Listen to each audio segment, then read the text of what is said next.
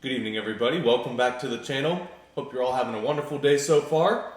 Going to go on and get started with our weekly fragrance rotation. This is going to include two different ones. So as always, I'm going to leave the names of the fragrances, the days that I wore them, and the dates in the description below.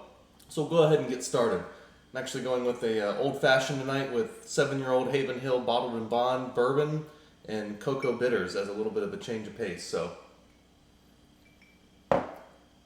go ahead and get this started, guys. On Monday, I wore ARGOS Bacchus. This is the extrait.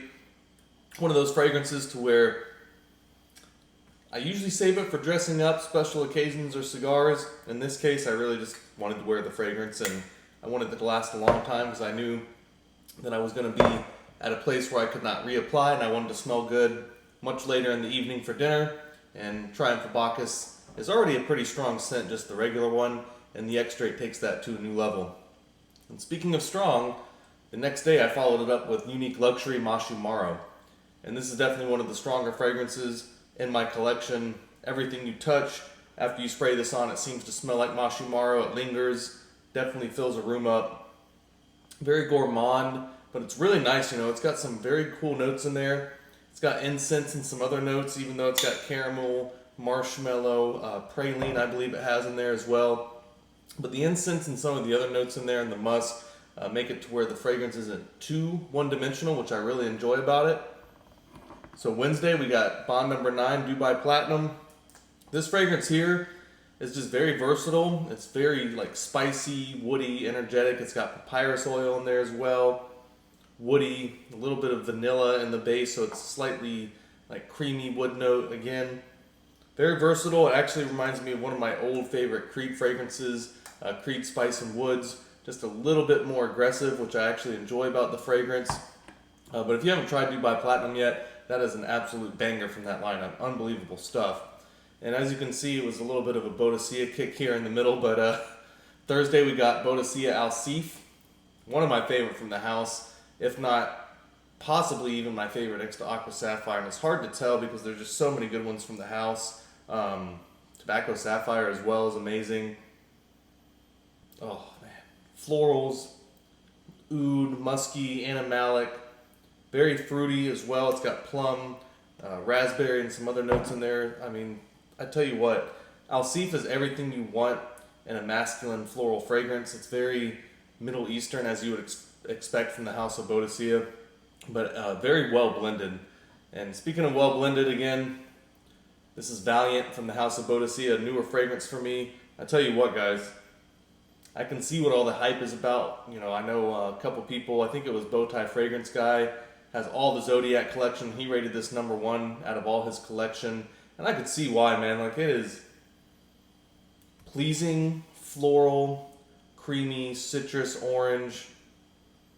Very nice sandalwood note in there. It's got cherry blossom as well. It is just an overall a gorgeous fragrance. And one thing I was surprised with the fragrance DNA is just how long Valiant lasted. It was really, really incredible just how that fragrance lasted and developed. But again, I feel like I say this all the time, with the price that it costs, it probably should. So on Saturday, we got Zen'gi from Unique Luxury. Proper honey wine fragrance, spicy, resiny, unbelievable for dress up, date night types of occasions. There's just so many different good ones. But Zen'gi is a really, really nice fragrance. And if you haven't gotten your nose on it, I would highly suggest smelling it. Very, very juicy fragrance as well without being overly fruity. Just really good stuff in my opinion. So next one from Boadicea, we got the King. And this is on Sunday. I wore this because I was having cigars and drinks, and it is a perfect boozy, tobacco, proper fragrance. It's spicy, resiny, smoky, slightly boozy. I don't know what else you could want from a fragrance. Very good longevity for me. And for me on my skin, I could smell it the next day, especially getting in the shower the next morning. It just like radiated like I was smoking cigars and drinking, which of course, you know, tobacco and rum in the fragrance as well with all the spice notes. And of course, the night before I was drinking and smoking cigars. So now on week 2, I actually started out with another relatively new Boadicea. I bought it at the same time that I bought King, and this is Amethyst. And I just did a video on this. One of the top Boadicea fragrances that you don't really hear spoken about that much. Cinnamon, spice, fruit notes. Slightly creamy, woody, black pepper, heavy cinnamon, but it's well blended in there, as all Boadicea seems to be. Very quality ingredients. Very underrated fragrance. I know the people who have spoken about it really love it, but very versatile. It smells truly like a hot plum cake, something of that nature. Spicy, creamy. I mean, it's just, for like cold weather, fall time, it's just one of the best fragrances you can get. So on Tuesday, we got Amouage Overture. Either people hate this fragrance or it's one of their favorites from the entire house. It seems to be one of the two. For me, I wasn't in love with it when I first smelled it years ago in the older bottles and the older samples that I had. But I didn't dislike it either.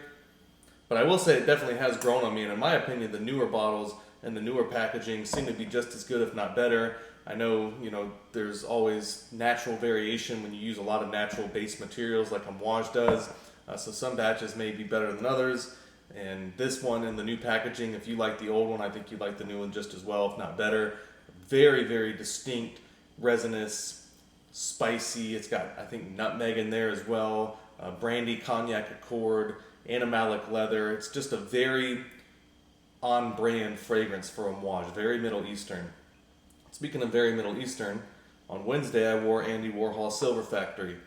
Incense, wood resins. A lot more than that going on in the fragrance if you look at the actual notes, but that's really how the fragrance comes across, and it is a masterpiece at doing just that. It is one of the best wood incense and like wood resin, incense resin types of fragrances that I've ever smelled. It's done at a perfume concentration. It's one of those fragrances after you spray it on, it does develop a little, but it is kind of a little bit like Bond No. 9 signature scent, not in the way it smells, but it is a little bit more linear, but it smells so good I don't mind that at all. Just if you're looking for a fragrance with a ton of development, this is again a little bit like signature scent, so if you don't really love the opening, you may not appreciate that fragrance. When I first tried it, didn't really love it years ago. I came to like my sample, and by the time I realized I liked it, they had discontinued it, so it was a little bit of a hunt getting that one for a good price, but I think it was well worth it. Now on Thursday, I wore ARGOS Danae, one of my favorite fragrances from the house. A friend just bought this on my recommendation as well. He got a sample when he bought Fala Phaeton off my recommendation and never even tried it or sprayed it until I got to his house, and he ended up trying it, and then immediately he put in a shop pay order on Argos website for Danae. It really is that good of a fragrance if you like warm, woody, citrus, and musk-heavy fragrances. Wood, musk, and citrus, but extremely elegant and well done is how I would describe Danae here. So, now, one of the most interesting fragrances from the entire house of Boadicea, and perhaps even in my entire collection, was worn on Friday, and this is Kahwa. It is supposed to represent an Eastern, like a Middle Eastern Arabic, a type of coffee, floral, citrus. I mean, you got bay leaf, saffron, eucalyptus, neroli. It's a very heavy, citrus, fresh, modern type of fragrance.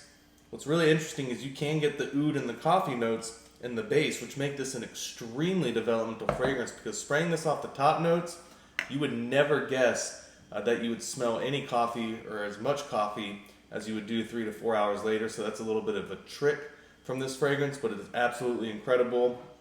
If you want something that's very different, very energizing and unique type of fragrance that still I think is going to get compliments, because I asked someone how it smelled in the air, because to me it smelled very heavy on the first spray of eucalyptus, slightly mentholic almost, and they said it just smelled really beautiful, citrus and fresh in the air. So, I mean, for them to accomplish what they have accomplished in that fragrance, it's a little bit mind-blowing to me. So if you haven't tried Kahwa yet, extremely unique fragrance. Very aggressive and unapologetic, and very unique, I would say. So, speaking of unique, Saturday, Unique and Luxury Beril. Amazing green fragrance.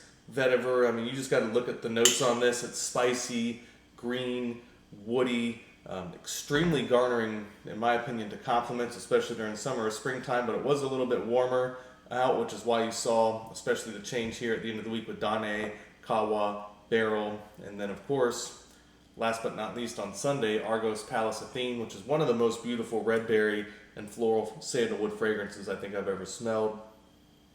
Extremely elegant, slightly more feminine, I would say, kind of like Birth of Venus and Adonis Awakens. But if you like Adonis Awakens, this would not be redundant at all in your collection because this is a lot different florals. Adonis Awakens is a lot more heavy on the rose. This has rose in it, but it's more juicy and fruity and more focused on a little bit more mid-note florals. I believe it has hyacinth and some other things in there. But mainly the red berries and the sandalwood just make this fragrance absolutely incredible and extremely elegant. So again, guys, hope you enjoyed the video. I'm always going to leave the name of the fragrances, the day that I wore them, and the week in the description. Hope you enjoyed it, and I'll see y'all soon.